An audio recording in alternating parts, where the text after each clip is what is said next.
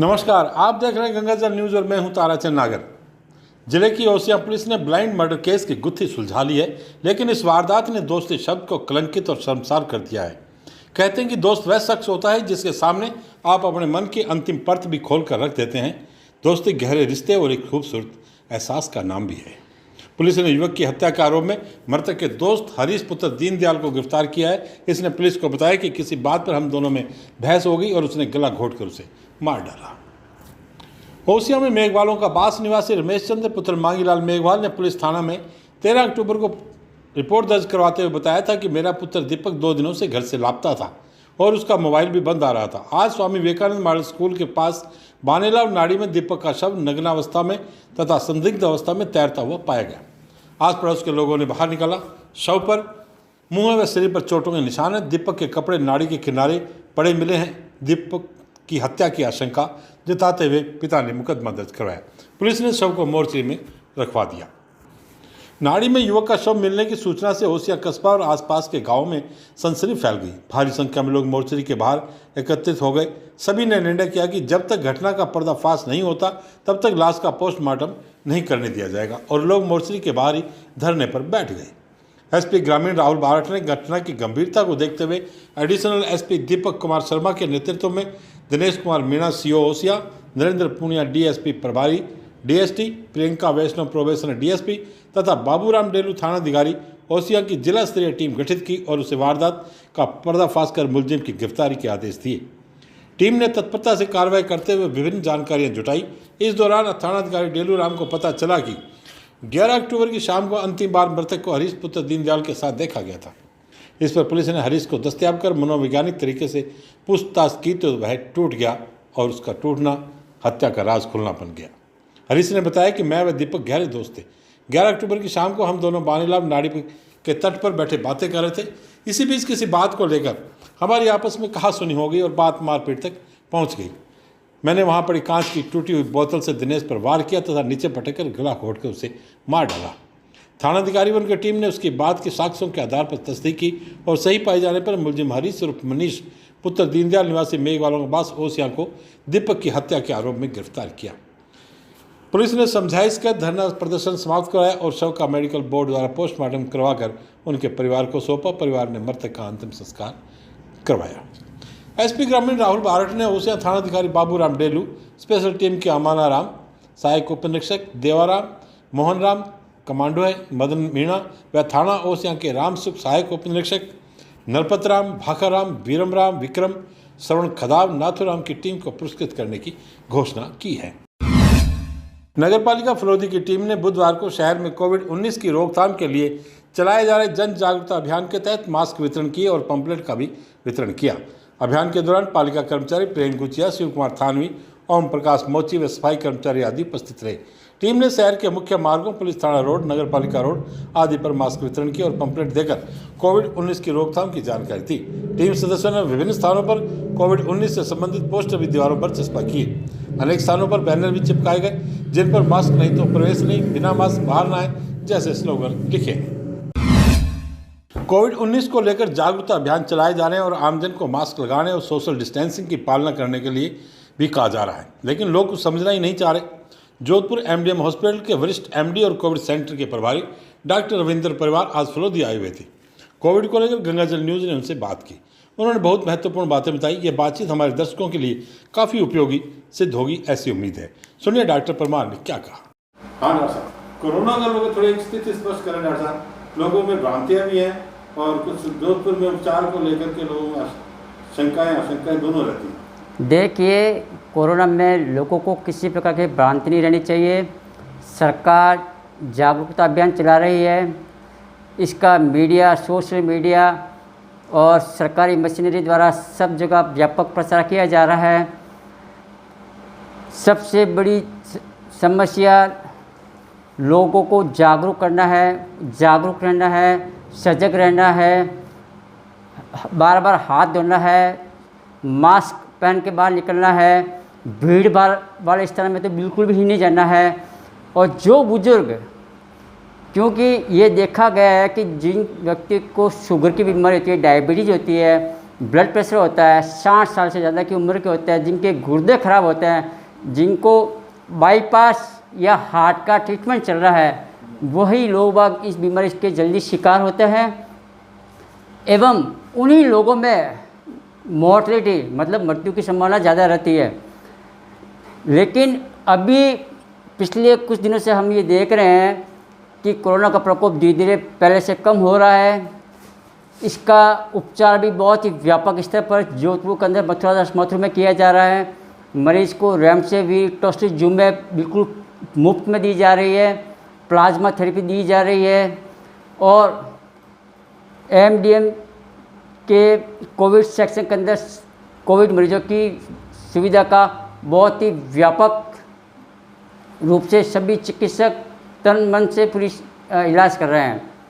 Doctor साहब क्या लग रहा है अभी, मतलब कि कोरोना का स्टेज क्या है? मतलब हमारे जैसे जोधपुर है या फलौदी की बात करते हैं, फलौदी के अंदर भी बहुत डेथ हो चुकी है कोरोना से। फलौदी के अंदर जो डेथ हुई है वो उन्हीं लोगों में हुई है जैसे जो 60 से बड़े उम्र के थे, जिनको पहले से शुगर की बीमारी थी। यहाँ पर क्या है, फलौदी के अंदर देखो बहुत शुगर की बीमारी बहुत ज़्यादा है, हाइपरटेंशन बहुत ज़्यादा है, लोगों में हार्ट डिसीज बहुत ज़्यादा है, मोटापा बहुत ज़्यादा है। तो इन लोगों को जब कोरोना से संक्रमित होता है तो बीमारी का जो स्वरूप होता है वो काफ़ी तीव्र होता है। दूसरी बात ये देखा गया है कि फलौदी से जोधपुर आते समय लोग बाग काफ़ी देरी कर देते हैं। अगर मरीजों को बहुत ही जल्दी अपन उन लोगों को चिन्हित करके उनको अपन डायग्नोसिस करके उनको जोधपुर भेजे जाए तो इस प्रकार की जो मृत्यु को हम बचा सकते हैं। तो जन साधारण के लिए आप क्या मैसेज देना चाहेंगे और डॉक्टर्स और चिकित्सा कर्मियों के लिए भी डॉक्टर बहुत जरूरी बात?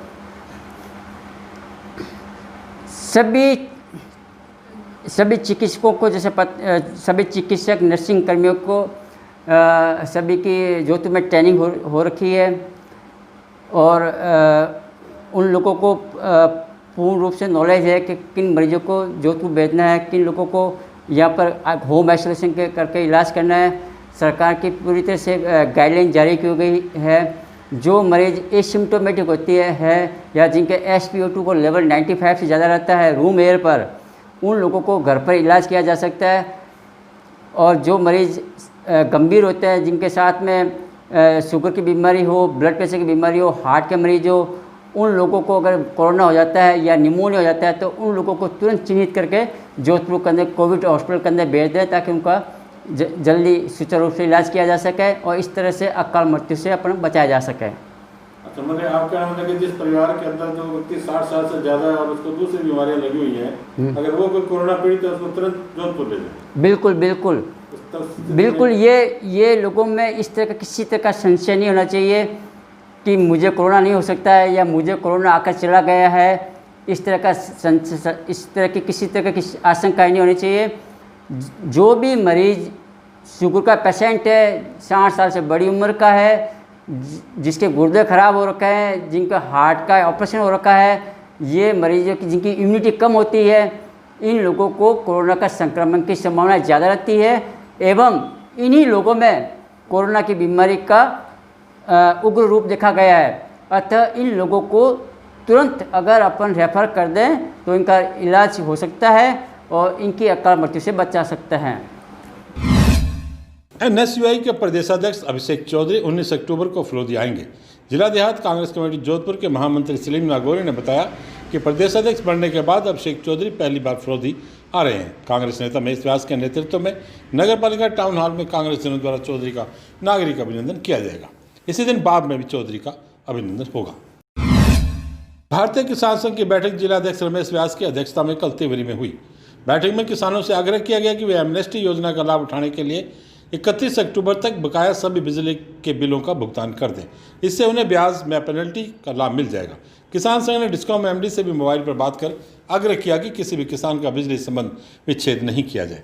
बैठक में यह भी तय किया गया कि 22 नवंबर से 30 नवंबर तक संघ का सदस्यता अभियान चलाया जाएगा। बैठक में हेमराज संगठन मंत्री माणकलाल, तुलसाराम, ओम प्रकाश, मंत्री हैं रामनारायण, गोवर्धन सियाग व प्रभुजी आदि उपस्थित थे।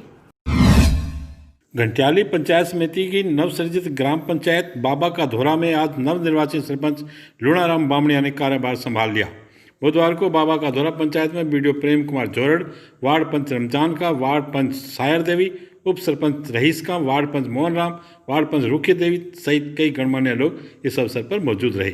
वहीं कोरोना के चलते केंद्र व राज्य सरकार के नियमानुसार फेस मास्क व हैंड सैनिटाइजर के इस्तेमाल के साथ सोशल डिस्टेंसिंग का भी विशेष ख्याल रखा गया। को पूरी ईमानदारी और कर्तव्य निष्ठा से पालन करूंगा। मैं खुद स्वच्छ शौचालय का पालन करूंगा और लोगों को भी इसके बारे में बताऊंगा। मैं पूरी ईमानदारी से पूरी पंचायत को एक साथ एक समान मानकर साथ लेकर विकास के सारे कार्य करूंगा। ग्राविस उपकेंद्र बाप द्वारा संचालित परियोजना वाटर न्यूट्रिशन एंड हेल्थ के तहत बुधवार को सिंधीपुरा में स्वास्थ्य जागरूकता गोष्ठी का आयोजन हुआ। गोष्ठी में बोलते हुए संदर्भ व्यक्ति अखिराज ने कहा कि हर व्यक्ति को अपने शरीर का पूरा ध्यान रखना चाहिए। बुजुर्ग खाने पीने में दूध, अंडा, हरी सब्जी, दालों का उपयोग करना चाहिए। बुजुर्ग ज़्यादा भारी भरकम काम नहीं करें। बुजुर्ग विशेषकर आंखों की जांच जरूर करवाएं। हुक्माराम ने पानी संग्रह पर प्रकाश डाला। पंचायत समिति घंटियाली की ग्राम पंचायत लूणा में सरपंच श्रीमती आशा कंवर ने कार्यभार ग्रहण कर लिया है। ग्राम विकास अधिकारी वकील चौधरी ने पदभार ग्रहण करवाया।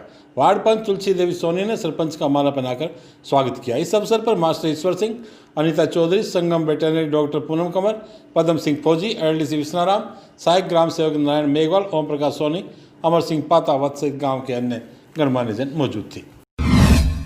श्री विश्वकर्मा सुथार एकता फोर्स राजस्थान उदयपुर टीम द्वारा पूर्व केंद्रीय मंत्री स्वर्गीय जसवंत सिंह जसोल को श्रद्धांजलि अर्पित की गई। इस अवसर पर समाज सेवी गोविंद सुथार, गांव बारू, बालकृष्ण सुथार केतु, संतोष सुथार, भंवरलाल सागेरी, ओम प्रकाश सुथार केतु आदि उपस्थित थे। चारड़े गांव में नवनिर्वाचित सरपंच मौलाना जमालुद्दीन कासमी का स्वागत किया गया और अन्य उपस्थित पंचों का भी जोरदार स्वागत हुआ। इस अवसर पर आर के मेहर पोखरण, मौलाना रहमतुल्लाह खान जेतरासर, मास्टर शमसुद्दीन देगावड़ी, हाजी यारूखा आदि का स्वागत हुआ। इस अवसर पर वकील उमरदीन मुखेरी, हाफिज अली ननेऊ, मास्टर इकबाल, मास्टर राइस, मौलाना राइस, मजीद कारी, जमीन अमीन साहब, हाजी उमर सिंधी, मौलाना साइद गोदरली, मुबारक खान जालोड़ा आदि उपस्थित थे। मेघवाल समाज शिक्षण संस्थान की बैठक 18 अक्टूबर को सुबह 11 बजे शिक्षण संस्थान परिसर मॉडल स्कूल के पास होगी।